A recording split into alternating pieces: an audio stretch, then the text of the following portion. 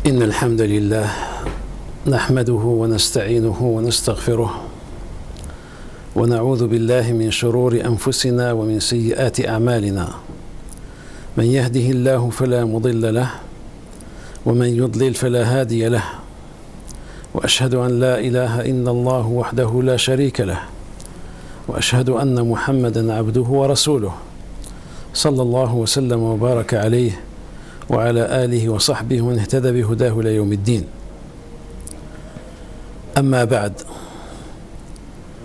فقد دار في نفسي أن أتذاكر هذه الليلة المباركة بإذن الله مع إخواني المباركين إن شاء الله تعالى عن بعض مقاصد سورة الشمس.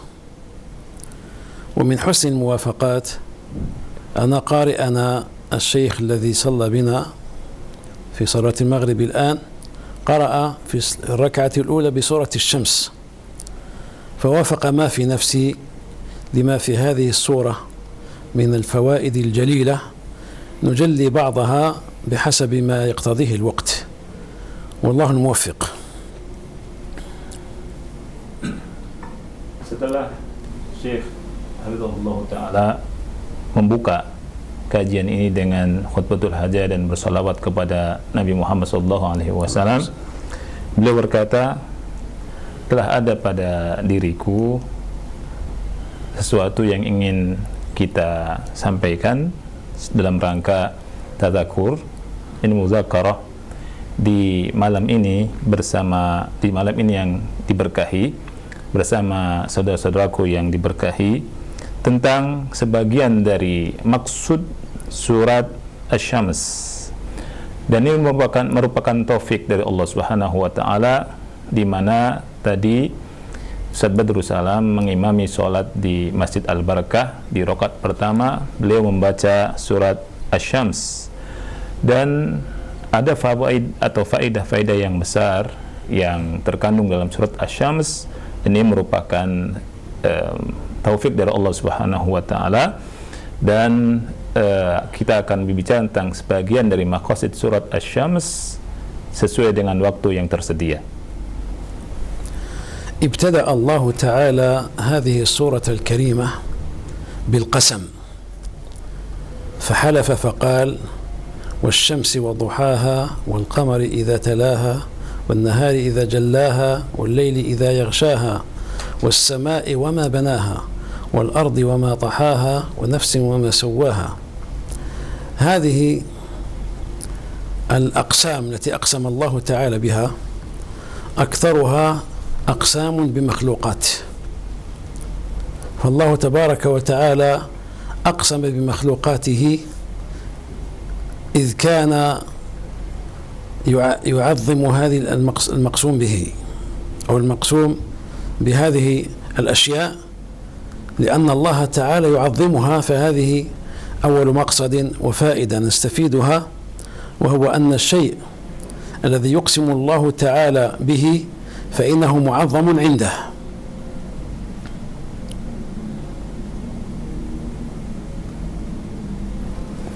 Ya, Allah Subhanahu wa taala memulai surat ini dengan sumpah.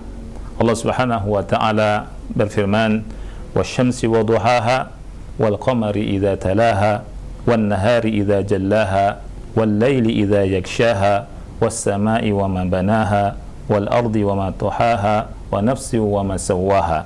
Artinya, demi matahari dan sinarnya di pagi hari, dan demi bulan apabila mengiringinya, dan demi siang apabila dia menampakkannya, dan demi malam apabila dia menutupinya, demi langit dan pembinaannya, dan demi bumi dan serta penghamparannya, dan demi jiwa serta penyempurnaannya. Hadhil aqsam, sumpah-sumpah ini kebanyakan adalah sumpah-sumpah dengan makhluk. Allah Subhanahu wa taala bersumpah dengan makhluk-makhluknya yang agung. Allah Subhanahu wa taala bersumpah dengan makhluk-makhluknya yang agung. Di sini ada faedah, di mana sumpah Allah dengan makhluknya agung merupakan sesuatu yang besar di sisi Allah Subhanahu wa taala. والمقصد الثاني أن الله تبارك وتعالى إذا أقسم على شيء أقسم بشيء على شيء، أي المقسم عليه أو كما يقال جواب القسم يكون أيضا معظما، أي إن الله تعالى يريد لفت انتباهنا إلى شيء مهم حين يقسم، لا سيما إذا قدم بأقسام متعددة لما سيقوله لنا، وهو قوله تعالى: قد أفلح من زكاها وقد خاب من دساها. Maksud yang kedua dari surat Asy-Syams ini bahwasanya Allah Subhanahu wa taala apabila bersumpah dengan sesuatu atas sesuatu, bersumpah dengan sesuatu yang besar, maka atas sesuatu juga yang besar, sesuatu yang sangat agung. Allah bersumpah dengan berbagai macam makhluknya yang besar di sini tentang apa yang akan Allah firmankan setelahnya, yakni firman-Nya qad aflaha man zakkaha wa qad khaba man dassaha. Sungguh beruntunglah orang yang mensucikan jiwanya dan merugilah orang yang mengotori jiwanya. المقصد الثالث أنه لا يجوز للمخلوقين أن يقسموا بالمخلوقين، فإن الله تعالى يقسم بما شاء على ما شاء، وأما العبد المؤمن فلا يقسم بمخلوق، إنما يقسم برب المخلوقين، وذلك لأن النبي صلى الله عليه وسلم قال: من حلف بغير الله فقد كفر أو أشرك، كما جاء في صحيح البخاري. فالمسلم لا يحلف بأبيه، فقد سمع النبي صلى الله عليه وسلم عمر بن الخطاب يحلف بأبيه فنهاه وقال: لا تحلفوا بآبائكم، من كان حالفا فليحلف بالله أو ليصمت، رواه البخاري ومسلم. فهذا ينبغي للمسلم أن يدركه. نسمع نحن عندنا في بعض بلداننا من يحلف بأبيه أو برأس أمه، هذا كله لا يجوز، فهو يعظم ويحترم أباه وأمه، لكن لا يجوز له أن يحلف بعد هذا الحديث النبوي الشريف بغير الله تبارك وتعالى. وفي بعض البلاد كبلاد مصر يحلفون بالنبي فيقول أحدهم والنبي، وهذا أيضا لا يجوز، فالنبي صلى الله عليه وسلم معظم محترم مكرم مقتدى به، ومن يقتدي به يترك الحلف به، لأن الرسول صلى الله عليه وسلم قال: ما سمعتم في بعض البلاد يحلفون بالكعبة، يقول والكعبة، الكعبة معظمة، لكن لا يجوز لك أن تحلف بها، ذاك لله تبارك وتعالى وليس لك. وهلم جرا من يحلف بالمخلوقات، من يحلف بالسماوات، من يحلف بالعلم وما هنا ذلك. نسأل الله تعالى أن يوفقنا وإياكم لمرضاته. Maksud yang ketiga dari surat Asy-Syams adalah tidak boleh bagi makhluk bersumpah dengan makhluk. Makhluk hendaknya bersumpah dengan Allah Subhanahu wa taala. Adapun Allah Subhanahu wa taala, Allah boleh bersumpah dengan apa yang Allah kehendaki untuk sesuatu yang Allah kehendaki. Barang siapa Rasulullah SAW bersabda, man halafa bi ghairillahi faqad kafara. Barang siapa yang bersumpah dengan menyebut selain nama Allah Subhanahu wa taala, maka dia kafir atau dia musyrik. Jadi tidak boleh bersumpah dengan selain nama Allah Subhanahu wa taala. Tidak boleh bersumpah dengan bapaknya, menyebut nama bapaknya. Sebagaimana Rasulullah sallallahu alaihi wasallam pernah berkata, la tahlifu bi abaikum. Janganlah kalian bersumpah menyebut nama-nama bapak-bapak kalian. Man kana halifan falyuhlif billahi aw liyasmut. Barang siapa yang ingin bersumpah, hendaknya dia bersumpah menyebut nama Allah atau tidak dia diam. Di sebagian kita ada orang yang bersumpah dengan menyebut bapaknya, nama bapaknya, menyebut ibunya. Ini tidak boleh. Bapak dan ibu adalah orang tua yang dimuliakan, tetapi tidak boleh kita bersumpah dengan bapak dan ibu kita. Dan di sebagian negeri seperti di negeri Mesir, ya, ada orang yang bersumpah dengan nama Nabi, ya, wan nabi, demi nabi, dan ini pun tidak boleh. Nabi Muhammad SAW adalah nabi yang dimuliakan, tetapi tidak boleh kita bersumpah dengan menyebut nama nabi.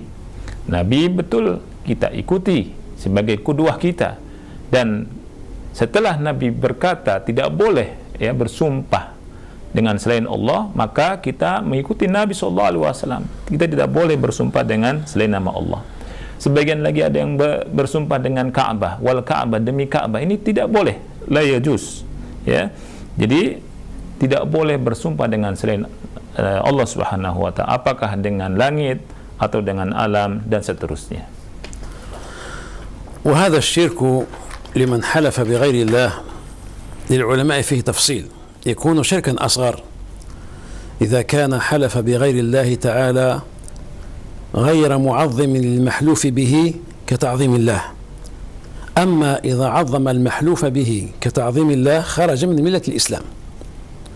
وقد يستغرب الواحد منكم كيف يقسم المرء بمخلوق معظما إياه كتعظيم الله. نقول هذا موجود. فقد حصل أن بعض الناس وقع في مخالفة فاستحلفوه بالله، فحلف بالله كاذبا متهاونا باسم الله عز وجل أن يبذله في مثل هذا الشيء الذي ينال به سخط الله. ثم لما قيل له احلف بالشيخ أحمد البدوي ما أراد أن يحلف، لظنه بأنه لو حلف كاذبا بالشيخ أحمد البدوي أصابه مكروه شديد. فتأملوا، هذا هو الشرك الأكبر.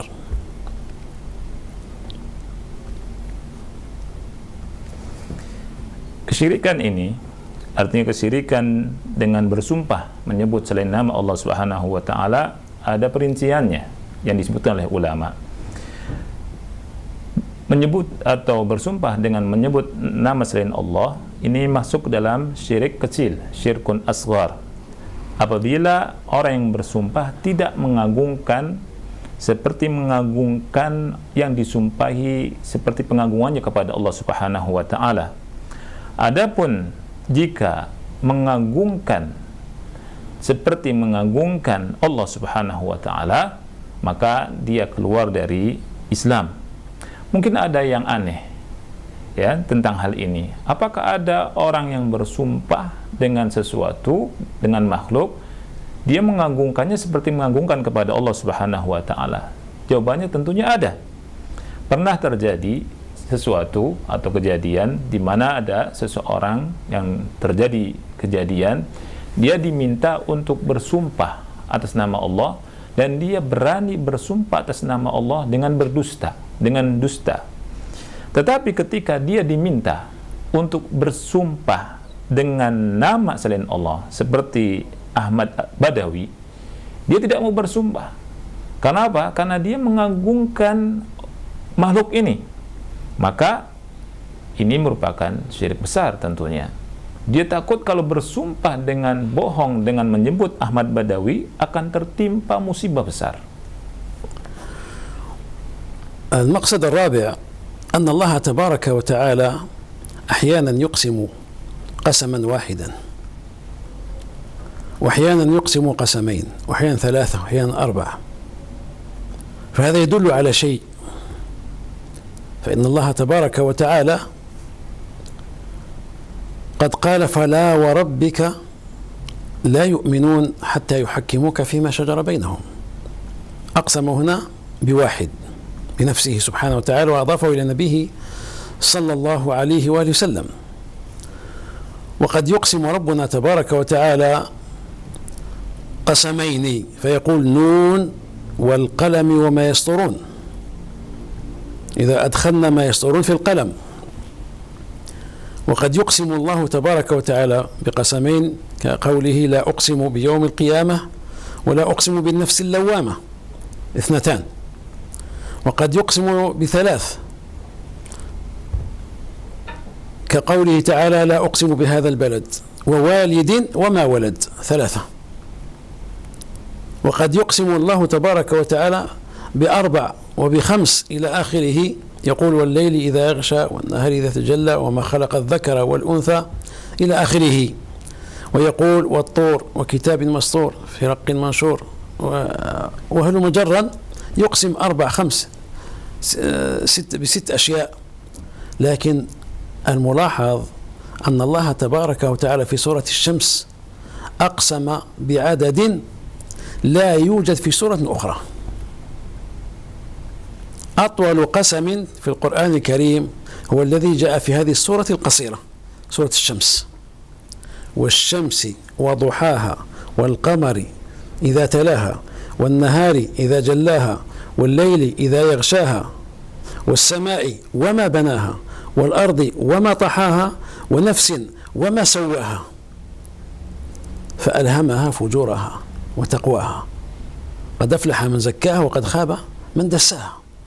11 قسما، أي أقسم الله تعالى ب11 أشياء. هذا يدل على شيء مهم، أن المقسم عليه أمر مهم، فأعطوه سمعكم وانتبهوا لكم لما سنذكره إن شاء الله تعالى. Maksud yang keempat dari surat Asy-Syams bahwa Allah Tabaraka wa Ta'ala terkadang bersumpah dengan 1, terkadang bersumpah dengan 2, terkadang dengan 3, terkadang dengan 4. Dan ini menunjukkan tentang sesuatu hal. Contoh Allah bersumpah dengan 1 sumpah adalah fala wa rabbika la yu'minun hatta yuhakkimuka fima syajara bainahum. Demi Rabbmu, mereka tidak beriman sehingga menjadikan engkau, wahai Muhammad, sebagai hakim terhadap apa yang mereka perselisihan. Ini 1. Terkadang Allah bersumpah dengan 2, seperti firman Allah, Nun wal qalami wa ma yasturun. Nun, demi kolam dan apa yang dicatat. Di sini Allah bersumpah dengan 2. Kemudian terkadang Allah bersumpah dengan 2, contohnya la uqsimu biyaumil qiyamah wa la uqsimu bin nafsil lawwamah. Ini juga 2. Terkadang Allah bersumpah dengan 3. Contohnya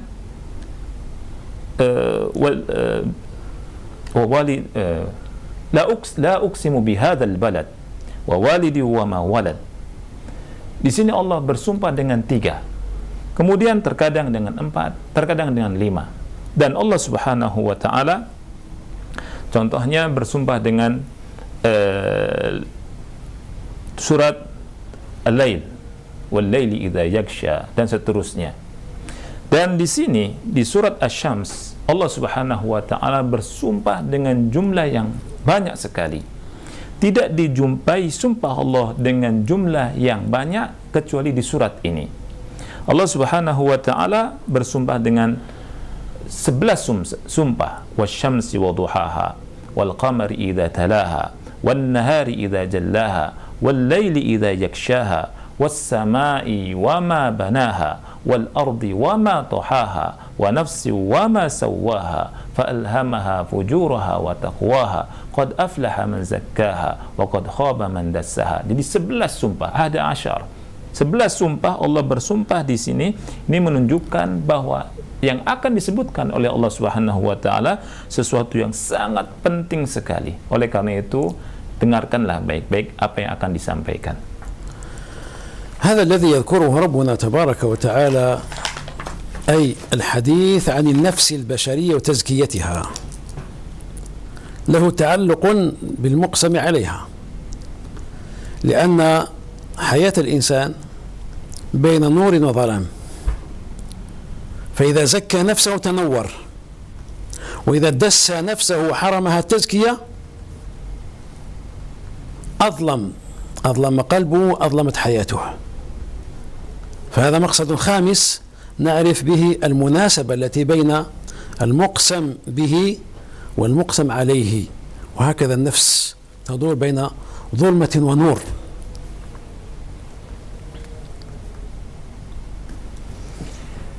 Di sini Allah Subhanahu wa Ta'ala menyebutkan sesuatu yang sangat penting sekali, yaitu tentang jiwa dan pensuciannya. Apabila seseorang mensucikan jiwanya, maka akan teranglah kehidupannya. Dan apabila seseorang mengotori jiwanya, maka akan gelaplah kehidupannya. Di sini ada munasabah, ada kesesuaian antara muqsam bihi dan muqsam alaih, antara yang digunakan oleh Allah untuk bersumpah dan apa yang Allah sumpahi setelah itu, yakni antara kegelapan dan antara cahaya. إذا عرفنا هذا ننتقل إلى السادس الذي هو مقصودنا من هذا المجلس إن شاء الله تعالى، وهو أن الله تبارك وتعالى أراد أن يحدثنا عن التغيير من الظلمة إلى النور، أو من الظلمات إلى النور، وأن التغيير أو الإصلاح، إصلاح البشرية يكون عن طريق إصلاح نفوسها. هذا مقصود الكلام. أقسم الله تعالى على أمر عظيم. ما هو هذا الأمر العظيم؟ ألا وهو إصلاح النفس.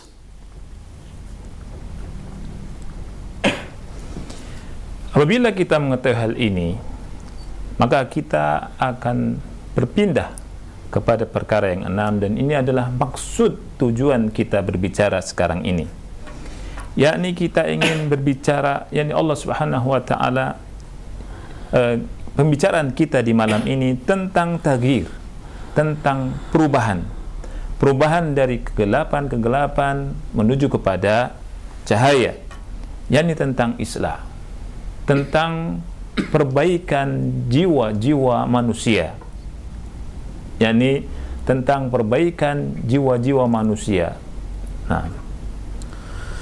نعم، إذن من خلال هذا العرض نفهم ما هو المنهج الذي ينبغي أن يسير عليه المصلحون لإصلاح البشرية. ما هو المنهج؟ ونفس وما سواها، قد أفلح من زكاها وقد خاب من دساها. فالإصلاح يبدأ من النفس. فلاحظوا هذا القسم العظيم كله من أجل أن نخلص إلى هذه الفائدة العظيمة يستفيدها الدعاة والمصلحون والعلماء والمربون المرشدون. دلهم الله تبارك وتعالى على موطن الداء وموطن الدواء، التدسية أو التزكية لأي شيء للنفس البشرية. Dari pemaparan ini, maka kita dapat memahami tentang apa manhaj atau metode yang harus dijalani oleh al-muslihun, oleh orang-orang yang ingin melakukan perbaikan, islah, ingin memperbaiki manusia. Kita perhatikan firman Allah Subhanahu wa Ta'ala, wa nafsi wa ma sawwaha, demi jiwa serta penyempurnaannya. Qad aflaha man zakkaha, sungguh telah beruntung orang yang mensucikan jiwanya. Wa qad khaba man dassaha, dan telah merugi orang yang mengotori jiwanya. Maka dari sini kita mengetahui bahwa islah, perbaikan yang pertama kali adalah perbaikan jiwa.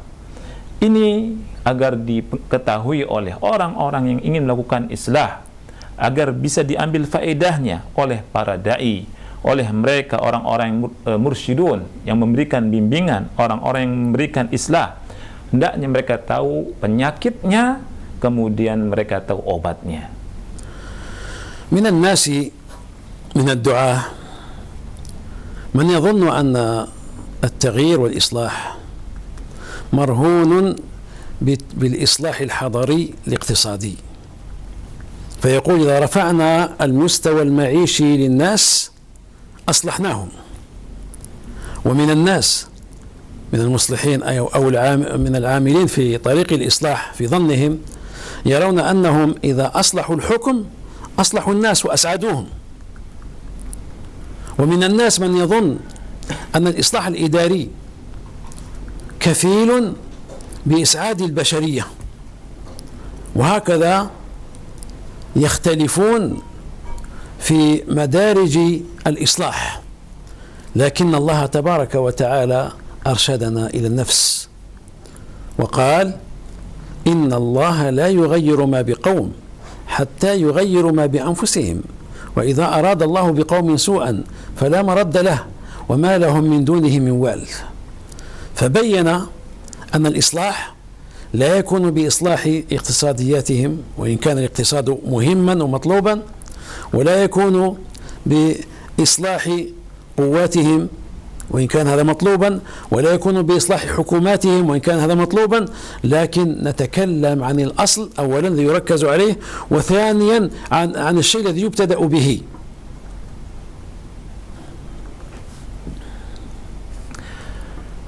Di antara manusia, maksudnya di antara para dai, ada yang mengira bahwa taghyir, perubahan itu, bahwa islah itu dimulai dari perbaikan ekonomi.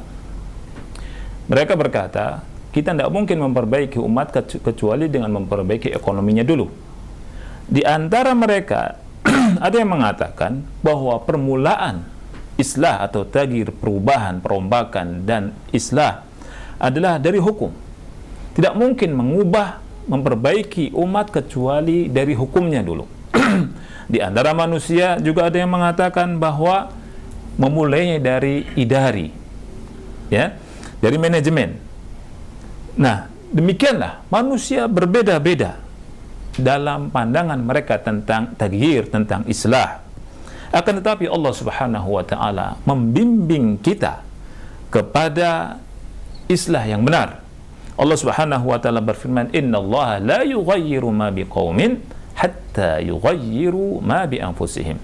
Sesungguhnya Allah Subhanahu wa taala tidak akan mengubah nasib suatu kaum sehingga mereka mengubah diri mereka sendiri.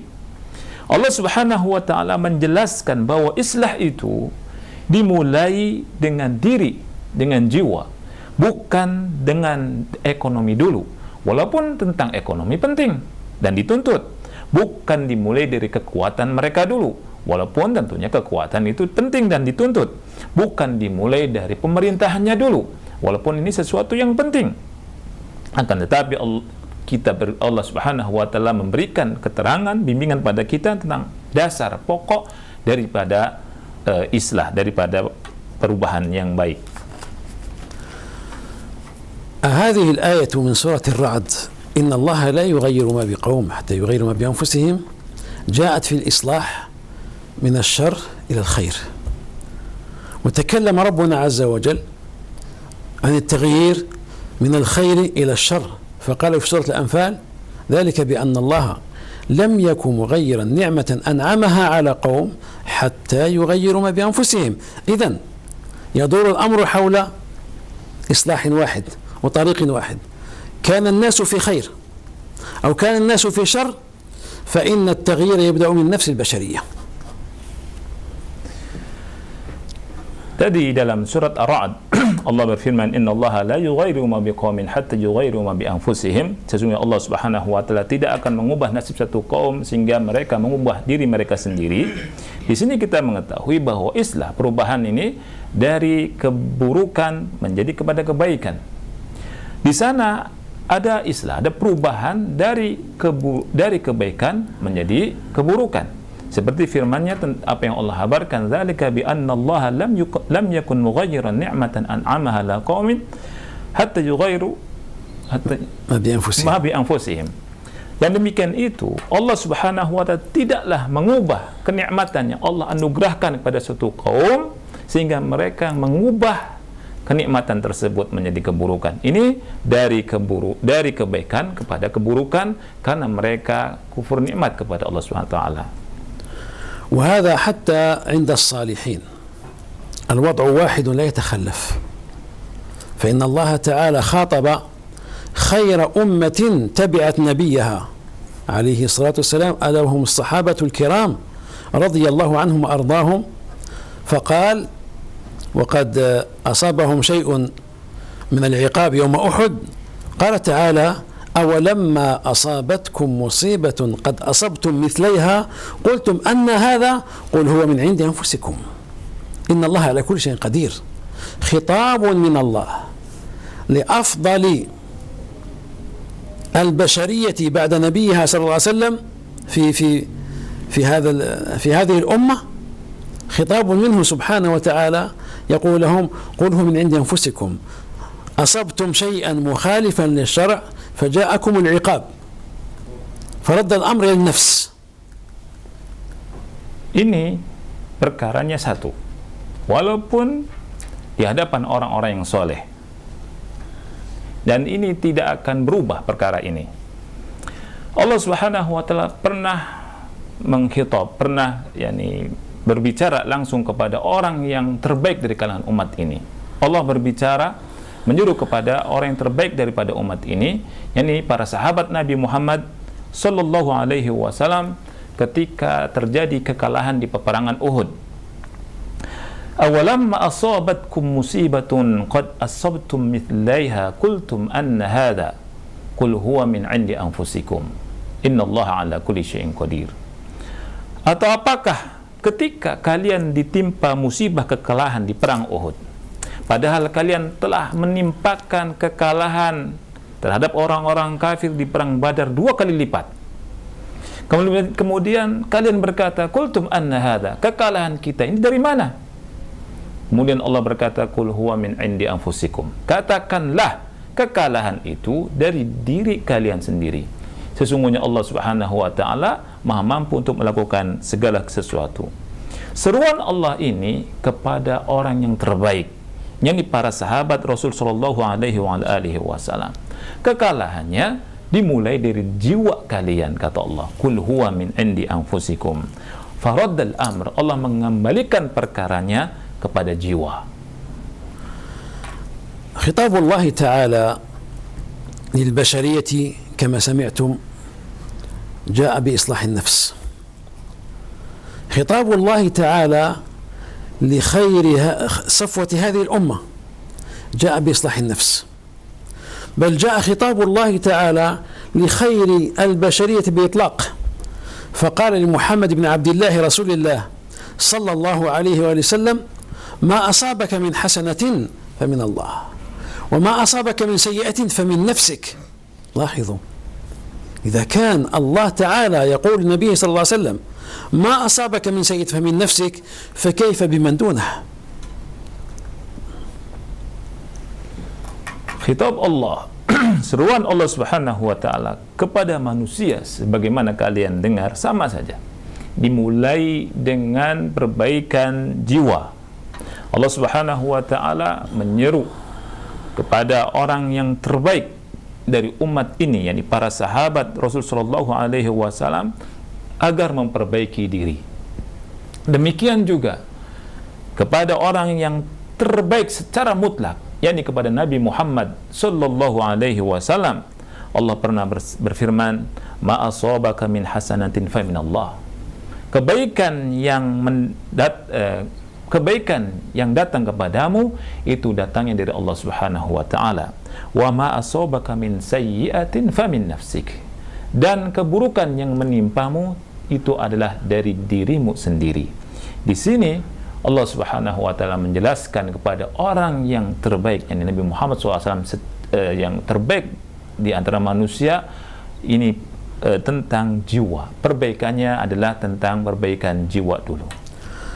وقد بين لنا رسول الله صلى الله عليه وسلم هذا المنهج العظيم عند افتتاح خطبه، حيث كان بعد الحمد والتوحيد يتعوذ من شيء واحد، يقول: ونعوذ بالله من شرور أنفسنا وسيئات أعمالنا.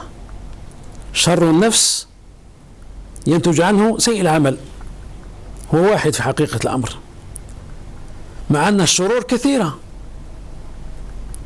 فيها شر الشيطان، فيها شر الأعداء، شر الكفار، شر المعاندين للحق، فيها شر الحكام، فيها شر الجيران، فيها شر الأصحاب. هذه كلها لم يتعوذ منها رسول الله صلى الله عليه وسلم. فيها شر الزوجة، شر الأولاد، إن من أزواجكم وأولادكم عدوا لكم فاحذروهم كما قال ربنا عز وجل. هذه كلها شرور لم يتعرض النبي صلى الله عليه وسلم لها ولا تعوذ بالله منها، تعوذ من شيء واحد: نعوذ بالله من شرور أنفسنا ومن سيئات أعمالنا، للدلالة على أن النفس إذا ما استقامت كل تلك الشرور لا تستقيم للإنسان.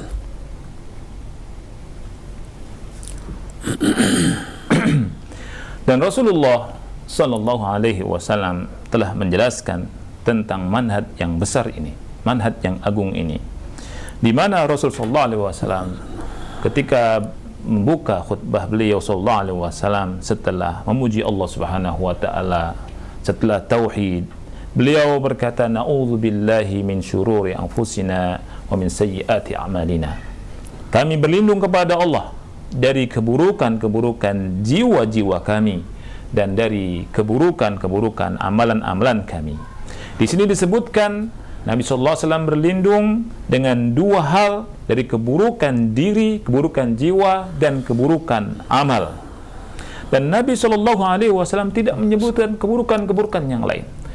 Padahal keburukan yang itu sangat banyak.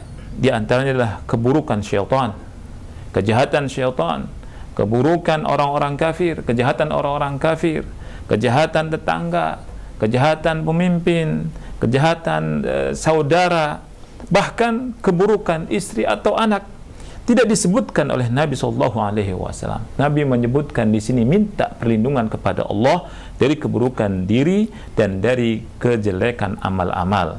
Ini menunjukkan tentang perbaikan diri sangat penting sekali. Apabila seseorang bisa menghadapi atau terlindung dari keburukan dirinya dan keburukan amalnya, maka dia akan terlindung dari yang lainnya. Tetapi kalau tidak, maka dia akan sulit. نرجع إلى آية سورة آل عمران التي ذكر الله تعالى فيها ما أصاب أصحاب رسول الله صلى الله عليه وسلم من أذى في غزوة أحد. نرجع إليها لأن الله تعالى يقول أولما أصابتكم مصيبة قد أصبتم مثليها. ما معنى مثليها؟ فسره عمر بن الخطاب رضي الله تعالى عنه، قال أما المثل الواضح في غزوة أحد أن الرسول صلى الله عليه وسلم نهى أصحابه في غزوة أحد أن ينزلوا من أعلى الجبل إلى أسفله ولو رأوا المسلمين منتصرين، ولو رأوا الغنائم بين أيديهم. فلما انتصر المسلمون في أول وهلة نزلوا من أعلى الجبل، وكان يصيح بهم أميرهم أنسيتم أمر رسول الله صلى الله عليه وسلم إليكم؟ فنزلوا فدار عليهم العدو وأصابهم ما أصابهم من الأذى، قتل منهم 70، وجرح الرسول صلى الله عليه وسلم في رباعيته وشج في رأسه، وحصل ما حصل بسبب ذلك الذنب، ذنب في غزوة أحد. ما هو الذنب الثاني؟ هذا الذي سنذكره بعد أن يترجم الشيخ بارك الله فيه. Kita kembali ke ayat yang ada dalam surat Al-Imran, di mana Allah Subhanahu wa taala menghabarkan, awalamma asabatkum musibatun qad asabtum mithlaiha. Maka ketika kalian ditimpa dengan kekalahan di perang Uhud, padahal kalian telah menimpakan kekalahan kepada mereka 2 kali lipat. Di antara tafsir dari mithlaiha sebagaimana ditafsirkan oleh Umar adalah dalam peperangan Uhud, ya, dalam peperangan Uhud orang-orang yang ada di atas gunung, pasukan pemanah, diwasiatkan untuk tidak boleh turun walaupun kaum muslimin terlihat menang. Dalam keadaan apapun mereka tidak boleh turun. Tetapi kenyataannya ketika mereka melihat kaum muslimin menang, mereka turun dari atas gunung, meninggalkan perintah Rasulullah SAW sampai amir mereka, pemimpin mereka berkata, anasitum amr rasuli ilaikum, apakah kalian lupa perintah Rasulullah SAW yang Rasul perintahkan kepada kalian untuk tidak turun? Apa yang terjadi? Karena mereka turun, maka terjadilah kekalahan. Terbunuhlah 70 sahabat Rasul sallallahu alaihi wasallam, dan Nabi pun sallallahu alaihi wasallam terluka, dan terjadilah apa yang terjadi dengan sebab dosa ini. الأمر الثاني أو المعصية الثانية هذا مما قد لا تدركه العقول، لكن عمر رضي الله تعالى عنه صاحب القلب الحي تذكر وذكر للناس ما أصابوه من غنائم يوم بدر، وكانت الغنائم لم يشرع بعد تحليلها، لم تحل بعد الغنائم، فعاقبهم الله تبارك وتعالى، وذلك في قصة عجيبة جميلة جدا، وهو أن الرسول صلى الله عليه وسلم لما أخذ بعض الأسارى مساجين من الكفار بعد عقب غزوة أحد، عقب غزوة بدر، استشار الصحابة ماذا نفعل بهم؟ فاستشار أبا بكر الصديق رضي الله عنه فقال: يا رسول الله هؤلاء عشيرتك، وعسى أن نأخذ منهم الفداء، يعني كل أسير يقدم أهله مالا إلى دولة الإسلام تستفيد منه في مصالح المسلمين ويطلق سراحه، ولعله أن يدخل في الإسلام مستقبلا. فكر عمر رضي الله تعالى أبو بكر بهذا التفكير.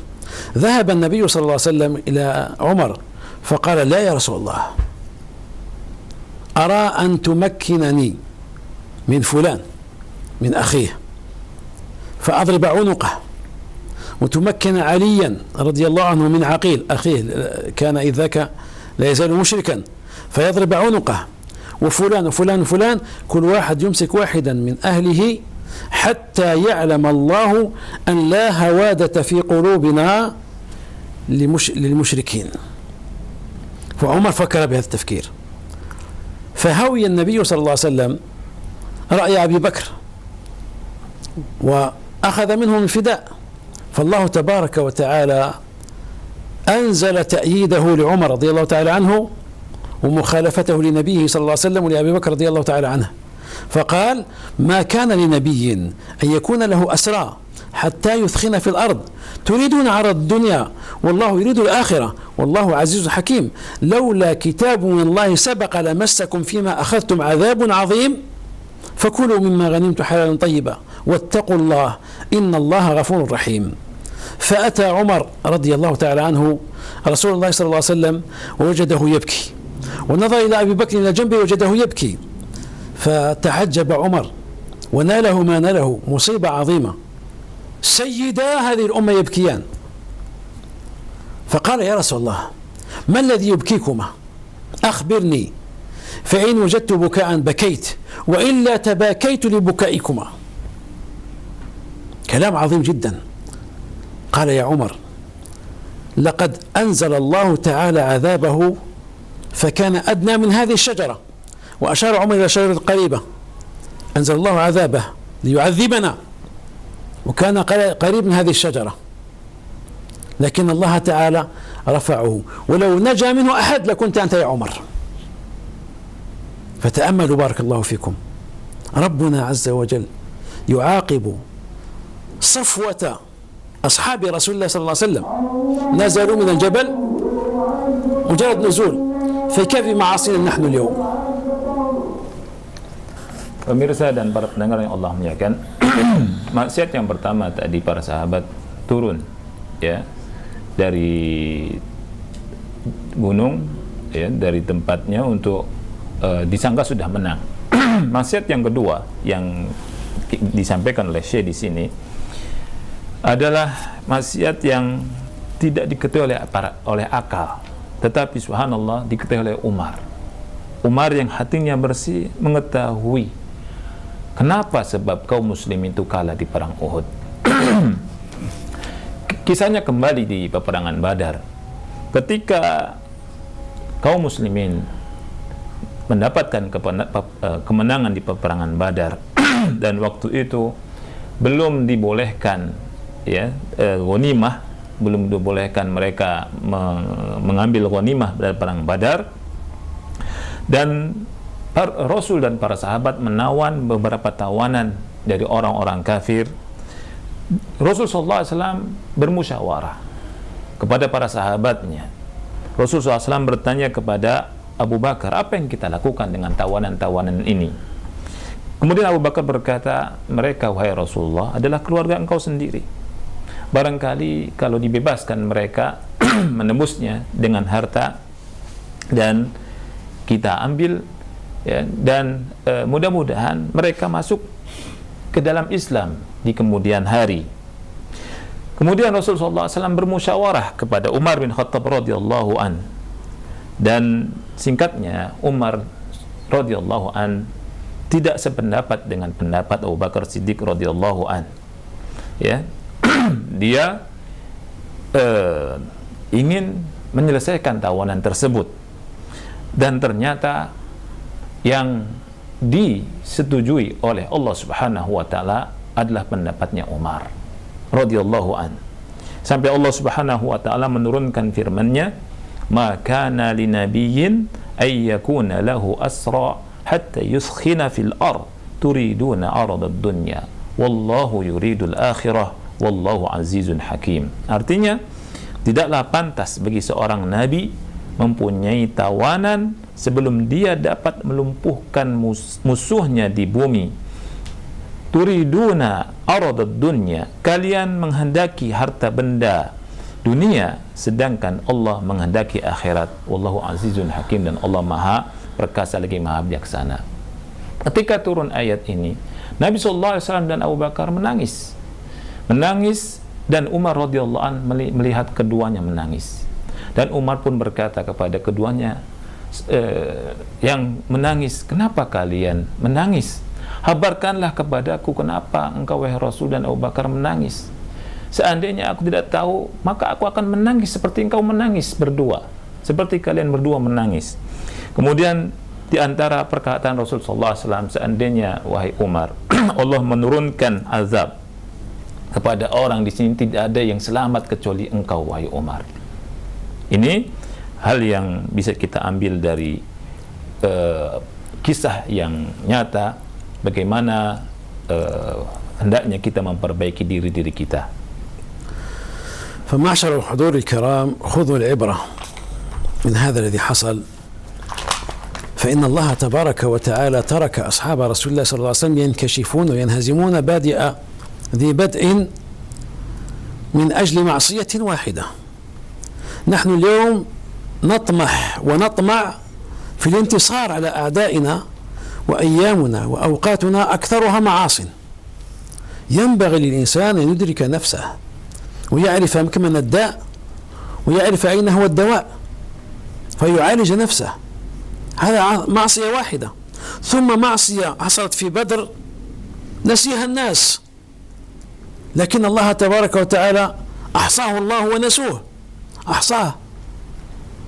فكانت العقوبة في أحد بسبب تلك المعصية الأولى في بدر، والمعصية الثانية في أحد، مع أن لولا أن الله تبارك وتعالى وجد من أصحاب رسول الله صلى الله عليه وسلم صفاء السريرة، حسن النية، طيب قلوبهم، لعذبهم، ولكن الله تبارك وتعالى من عليهم لسابقتهم الحسنة وجهادهم الذي حققوه بإخلاص حقيقة، ولما كان لهم من حسنات عظيمات، وكانت سيئاتهم قطرات في بحر، فأنجاهم الله تبارك وتعالى.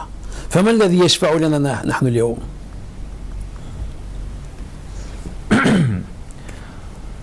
Wahai saudara-saudaraku, ambillah ibrah, pelajaran dari ini. Mereka kita lihat kalah karena satu maksiat yang mereka lakukan, sedangkan kita sekarang ingin mendapatkan kemenangan dari Allah Subhanahu wa taala, tetapi kita banyak melakukan maksiat. Musibah atau maksiat yang satu dilakukan oleh mereka menjadikan mereka kalah, dan maksiat yang kedua di peperangan Badar, ketika mereka menginginkan ghanimah, itu mereka lupa sebenarnya, tetapi Allah Subhanahu wa taala tidak lupa. Ahsahullah wa nasuh. Allah menghitung, tapi mereka lupa. Seandainya Allah Subhanahu wa taala tidak mengetahui apa yang ada di dada-dada sahabat Rasulullah SAW tentang kebaikan niat mereka, tentang kebersihan niat-niat mereka, sucinya diri-diri mereka, niscaya Allah akan mengazab mereka. akan tetapi Allah Subhanahu wa taala memberikan anugerah kepada mereka karena Allah Subhanahu wa taala mengetahui kebaikan niat mereka dan jihad mereka, keikhlasan mereka. Maka kebaikan-kebaikan mereka yang sangat banyak itu dibandingkan dengan kesalahan-kesalahan mereka yang sedikit, ya, itu mendatangkan rahmat Allah Subhanahu wa taala kepada mereka. Kesalahan-kesalahan mereka bagaikan seperti tetesan air di lautan. نختم هذا المجلس المبارك بالتذكير بسابعة مقاصد هذه السورة الشريفة، ألا وهو أن الله تبارك وتعالى لم يذكر في هذه السورة سوى قصة قوم ثمود، كذبت ثمود بطغواها. ذكر ابن القيم رحمه الله تعالى السر في ذلك، قال إن أدنى قوم وقعوا في معصية هم قوم ثمود. هؤلاء قاموا بمعصية الله تبارك وتعالى في سقيا ناقة وعدم سقياها، فإن الله تبارك وتعالى دمرهم. قال ابن القيم لبيان أن أدنى ذنب يؤثر في زكاة النفس يحرمها زكاتها، وهذه مناسبة بديعة يذكرها، لأن أذية حيوان بعد الوقوع في الشرك ليس كأذية بني إنسان عند مدين بعد الوقوع في الشرك، ليس كأذية بني إنسان، أذية شنيعة جدا التي عمل قوم لوط بعد شركهم، ليست كأذية نوح عليه الصلاة والسلام الذين وقع قومه في الشرك وما ردوا به عليه إلى آخر ما هنالك. فذكر أدنى معاصي هؤلاء الأقوام لبيان أن لا تستهينوا بالمعاصي، فإن عواقب المعاصي وخيمة جدا، والله يعصمني وإياكم من كل سوء ويوفقني وإياكم ما يحب ويرضى، والحمد لله رب العالمين. Kita tutup pembicaraan kita ini atau majelis kita ini dengan maksud yang ketujuh dari surat ini, di mana Allah Subhanahu wa taala tidak menyebutkan di dalam surat ini melainkan kisah kaum Tsamud. Ada rahasia yang disebutkan oleh Ibnu Qayyim rahimahullahu taala tentang hal ini, di mana beliau berkata sesungguhnya dosa yang dilakukan oleh kaum Tsamud adalah dosa yang paling kecil atau rendah dibandingkan dosa-dosa dari yang dilakukan oleh kaum-kaum yang lainnya. Tetapi dosa ini mempengaruhi atau mengharamkan zakatun nafas, pensucian jiwa. Menyakiti hewan tidak seperti menyakiti manusia. Kalau kita lihat dosa yang dilakukan oleh kaum Lut, ini dosanya luar biasa sekali. Dan di sini kita menyebutkan hal ini, menyampaikan hal ini dalam rangka supaya kita tidak menyepelekan maksiat. Oleh karena itu, janganlah menyepelekan maksiat, karena akibat dari maksiat sangat mengerikan sekali. Kemudian beliau menutup majelis kita dengan berselawat kepada Nabi Muhammad SAW. Barakallahu fikum wa sabakum. Jazakumullah khair, kami sampaikan kepada Fadilat Syekh Abdul Malik bin Ahmad Ramadhani Al-Jazairi yang telah meluangkan waktu. Jazakumullah khair Syekh. Wa iyyakum hafizakumullah. Dan juga jazakallah khair pada Ustaz Abu Ya'la Qurnaidi yang telah menerjemahkan faidah-faidah dari Mutiara Hikmah Surat Asy-Syams, dan semoga apa yang kita simak dan kita pelajari nasihat yang bermanfaat, semoga memudahkan dan memberikan taufik kepada kita untuk bisa mengamalkan ilmu yang kita pelajari dan menjadikan bekal dalam kehidupan dunia ini. Barakallahu fikum. Dan kita akhiri dengan kafaratul majlis. Subhanakallahumma wa bihamdik, asyhadu an la ilaha illa ant, astaghfiruka wa atubu ilaik. Assalamualaikum warahmatullahi wabarakatuh.